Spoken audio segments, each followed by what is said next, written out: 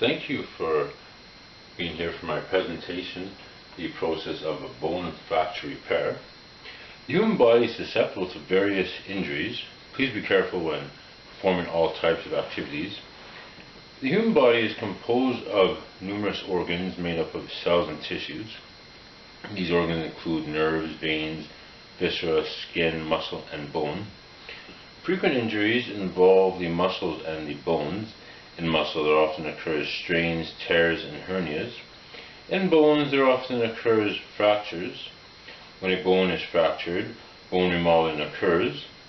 Bone remodeling involves a continual process of bone turnover and maintenance, replacement and repair. For the bone to unite properly, the fractured ends must be brought into alignment in the process of reduction.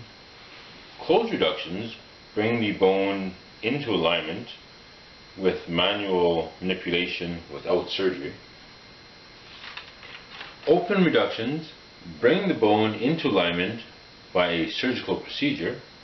If a bone is not repaired, then that could result in the deformation and further susceptibility to injury. The ultimate goal of the bone fracture treatment, or the realignment of the bone fragments, immobilization to maintain realignment, and restoration of the functions. Rest, immobilization after the fractured bone, and avoidance of injury are necessary. Other treatments that improve bone remodeling include adequate nutrition and exercise. There are numerous types of bones: long, short,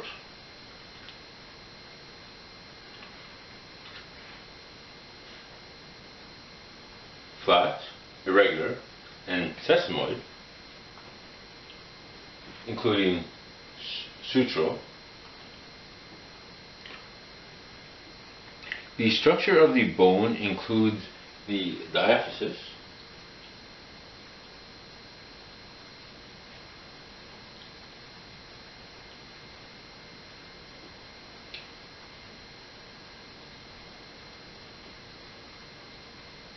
the epiphysis,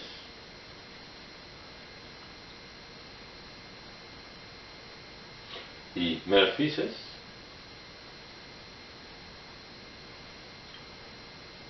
the articular cartilage,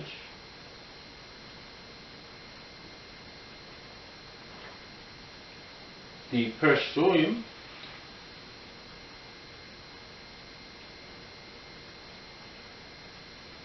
medullary cavity,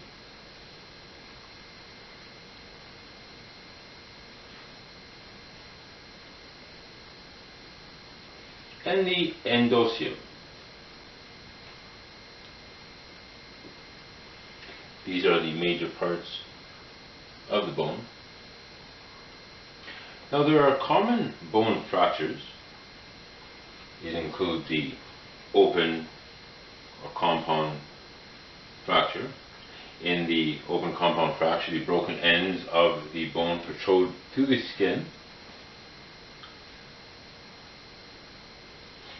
Here we have a radiograph of the open compound fracture.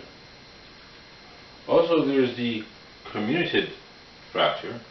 In this case, the bone is splintered or crushed into little pieces at the site of impact.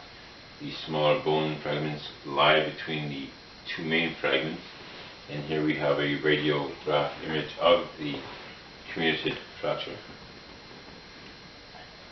In addition, we have the green stick fracture, which is a partial fracture in which one side of the bone is broken and the other side bends, similar to the way a green twig breaks on one side while the other side stays whole but bends.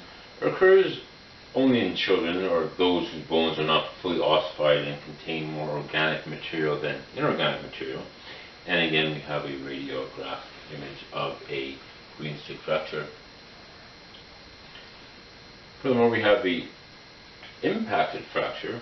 In an impacted fracture, one end of the fractured bone is forcefully driven into the interior of the other. And there is a radiograph of an impacted fracture. Here we have a pot fracture. In a pot fracture, the fracture of the distal end of the lateral bone, the fibula, with serious injury of the distal tibial articulation. And here we have the radiograph showing the pot fracture and the tibia and the fibula bone. Finally, we have the Quaye fracture. In the Quaye fracture, the fracture of the distal end of the lateral forearm bone, the radius, in which the distal fragment is displaced posteriorly. And here we have a radiograph of a Quaye fracture.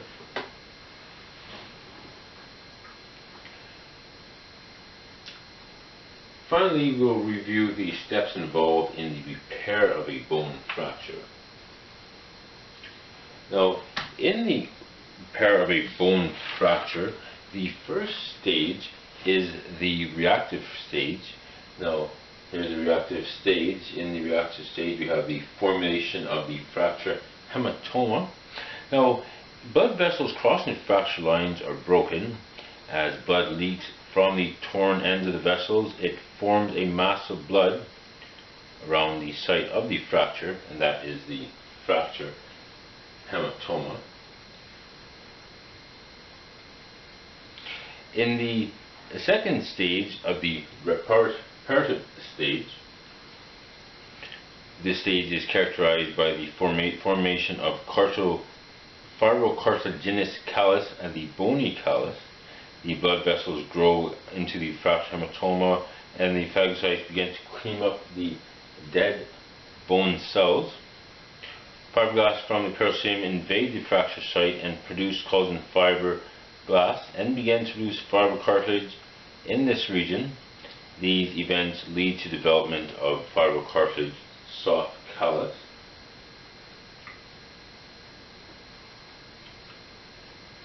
Here we have the formation of the callus fibrocartilage. Finally, in the third stage, this is the bone remodeling phase. The fracture repair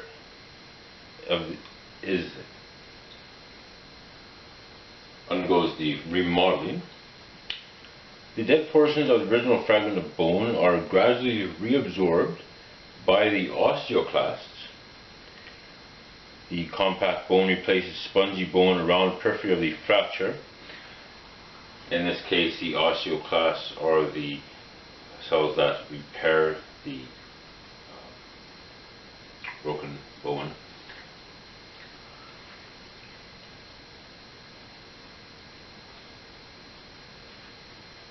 And there we have it. That is the process of the bone fracture repair. I hope you learned a lot today, and please be careful. Thank you.